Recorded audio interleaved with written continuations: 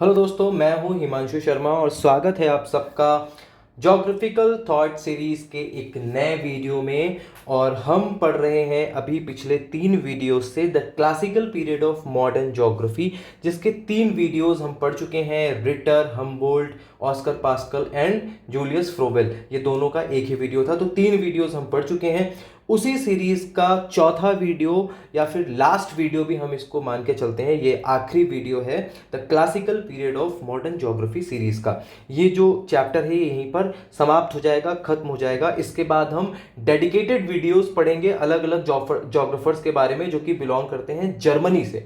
तो इसके बाद हम जर्मनी के ज्योग्राफर्स के बारे में, जर्मनी की विचारधारा के बारे में पढ़ेंगे। चलिए उसके बारे में बाद में बात करेंगे इस वीडियो के बारे में। बट आगे बढ़ने से पहले चैनल को सब्सक्राइब कर लीजिए अगर नहीं किया है। वीडियो को लाइक करिए अगर अच्छा लगता है, डिसलाइक करिए अगर अच्छा नहीं लगता है, कमेंट करिए, सजेशन दीजिए, कंप्लेन कीजिए, कुछ भी कीजिए, बस रिएक्ट करिए, ऐसे ही देख के मत जाइए, ठीक है। तो लाइक और dislike what ever you want you can do. तो वीडियो में आगे बढ़ते हैं और आज हम पढ़ेंगे एक बहुत ही इंपॉर्टेंट ज्योग्राफर के बारे में। अगेन लाइक अदर ज्योग्राफर जो हम पढ़ चुके हैं इस सीरीज में, he is also German geographer. But सबसे पहले हम देख लेते हैं फ्रेडरिक रेटजेल का जो टाइम ड्यूरेशन था वो था 1844 से 1904 तक। Clear. Again he was a German geographer. ये भी कहां से बिलोंग करते थे? ये जर्मनी से बिलोंग करते थे। इन्होंने अपनी पढ़ाई किस में की थी? इन्होंने अपनी पढ़ाई जूलॉजी में की थी, जियोलॉजी में की थी और एंथ्रोपोलॉजी में की थी। ठीक है, ये 3 चीजों में इन्होंने अपनी पढ़ाई की थी, जूलॉजी, जियोलॉजी, एंथ्रोपोलॉजी। क्लियर। अब आप देखिए ये तीनों ही बहुत ही अलग अलग डायमेंशन के सब्जेक्ट हैं। जूलॉजी आपका जीव विज्ञान से या जैव विज्ञान से रिलेटेड है, जियोलॉजी आपका भू विज्ञान और जो पत्थर वगैरह की स्टडी करते हैं उससे रिलेटेड है, ठीक है, स्थलाकृति वगैरह से। और एंथ्रोपोजोग्राफी या एंथ्रोपोलॉजी तो मानव विज्ञान में आता है। तो तीनों अलग अलग डायमेंशन के हमारे क्या है, सब्जेक्ट हैं जिसके बारे में इन्होंने पढ़ाई की थी। इसके अलावा इन्होंने अपनी पीएचडी की थी, किस पे की थी? चाइनीज इमिग्रेशन इन कैलिफोर्निया, ठीक है, मैक्सिको एंड क्यूबा, ये इनकी पीएचडी का टॉपिक था। इन्होंने अपनी पीएचडी किस पर की थी? Chinese immigration in California, Mexico and Cuba. Clear. Next point पे चलते हैं।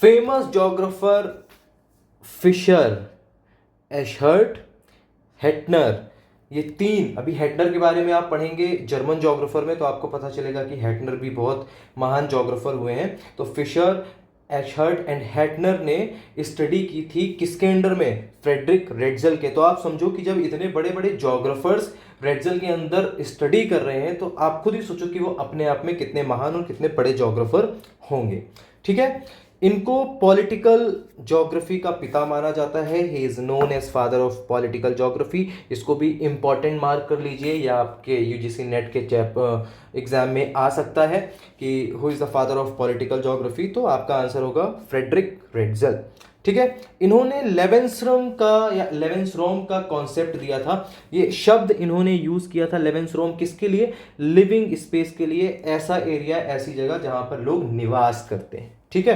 तो लेवेंसरोम ये भी इंपॉर्टेंट मार्क कर लीजिए। ये आ सकता है कि who gave the concept of Lebensraum, ठीक है, या who use the term Lebensraum, इस तरह से आ सकता है। तो इन्होंने ये कॉन्सेप्ट दिया था किसके लिए? लिविंग स्पेस के लिए, ठीक है। And he is the father of political geography. आगे बढ़ते हैं, इनकी बुक्स के बारे में जानते हैं। पहला है ट्रेवल्स ऑफ नेचुरलिस्ट, ठीक है। दूसरी बुक है इनकी चाइनीज इमिग्रेशन। आपको पता है कि इन्होंने अपनी जो पीएचडी की थी उसमें भी चाइनीज इमिग्रेशन के बारे में बात की थी, कैलिफोर्निया, मैक्सिको एंड क्यूबा में। तो चाइनीज इमिग्रेशन इनकी बुक आई थी 1876 में। अगली बुक है इनकी physical and cultural geography of north America, यानी कि भौतिक एंड सांस्कृतिक भूगोल ऑफ उत्तरी अमेरिका, ठीक है, हिंदी में इसे ऐसे कहेंगे। वॉल्कर कुंडे इन्होंने बुक लिखी थी 3 पार्ट में। पहला पार्ट 1885 में, दूसरा 1886 में, 1 साल का गैप, और उसके बाद तीसरा 1888 में। और इसका इंग्लिश ट्रांसलेशन कैसे किया गया था? The history of Mankind. तो अगर ये भी क्वेश्चन आ सकता है कि द हिस्ट्री ऑफ मैनकाइंड को किस नाम से जाना जाता है ओरिजिनली, तो उसका नाम होगा वॉल्कर कुंडे, जो कि 3 पार्ट में पब्लिश हुई थी 1885, 1886 एंड 1888 में। और इसका ट्रांसलेशन जो नेम दिया गया वो था द हिस्ट्री ऑफ मैनकाइंड। ठीक है, तो ये सारी बुक्स याद करिएगा। रेडजल बहुत ही इंपॉर्टेंट ज्योग्राफर हैं यूजीसी नेट और जो आपका असिस्टेंट प्रोफेसर का एग्जाम आता है उसमें, तो इनसे रिलेटेड क्वेश्चन ना आए ऐसा हो ही नहीं सकता है।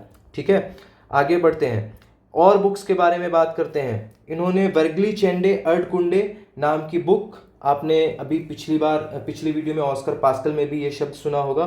तो वर्गली चेंडे अर्डकुंडे, ठीक है, इसका अगर हम ट्रांसलेट करते हैं तो earth and life a comparative geography, ये बुक है जो कि 1901 से 1902 के बीच में पब्लिश हुई थी। उसके बाद दूसरी है पॉलिटिशे ज्योग्राफी, ये जर्मन लैंग्वेज में लिखा हुआ है, जिसका इंग्लिश जो ट्रांसलेशन है वो है पॉलिटिकल ज्योग्राफी, जो कि 1897 में पब्लिश हुई थी। ठीक है, फिर आता है डॉचलैंड, इसका जो इंग्लिश ट्रांसलेशन है वो है रीजनल ज्योग्राफी ऑफ जर्मनी, यानी कि जो क्या बोलेंगे इसको, क्षेत्रीय भूगोल ऑफ जर्मनी। ये ठीक है, 1898 में ये पब्लिश हुई थी। अगेन एक और बुक एंथ्रोपोजियोग्राफी, ये इनकी बुक का नाम है, थोड़ा सा लंबा नाम है एंथ्रोपोजियोग्राफी, 2 पार्ट में आई थी। इसका फर्स्ट पार्ट क्या था, an introduction to the application of geography to history. ये कब आया था पहला पार्ट, 1882 में। ठीक है, नाम भी याद रखिएगा, पहले पार्ट का नाम क्या था, an introduction to the application of geography to history, जो कि 1882 में आया था। सेकेंड पार्ट इसका आया था कब, सेकेंड पार्ट आया था 1891 में, जिसका नाम था the geographical distribution of Mankind. ठीक है, तो एंथ्रोपोज्योग्राफी इनकी इंपॉर्टेंट बुक है। ठीक है, इस बुक के बारे में जरूर याद रखिएगा।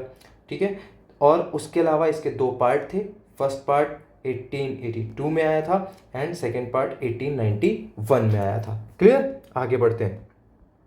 अब लेवेंस रूम के कॉन्सेप्ट के बारे में बात करते हैं। इन्होंने क्या बात कही है लेवेंस रूम को लेकर, देखिए लेवेंस रूम का मतलब इन्होंने क्या बताया है कि एक ज्योग्राफिकल एरिया है, एक क्षेत्र है, एक टेरिटरी है with in which living organism develop. ठीक है, जिसके अंदर जो सजीव जीव होते हैं, क्या बोलेंगे, यही तो बोलेंगे ना उसको, लिविंग ऑर्गेनिज्म। ठीक है, सजीव लोग जो होते हैं या सजीव चीजें होती हैं, जिसमें पेड़ पौधे भी आ जाएंगे, वो डेवलप करते हैं।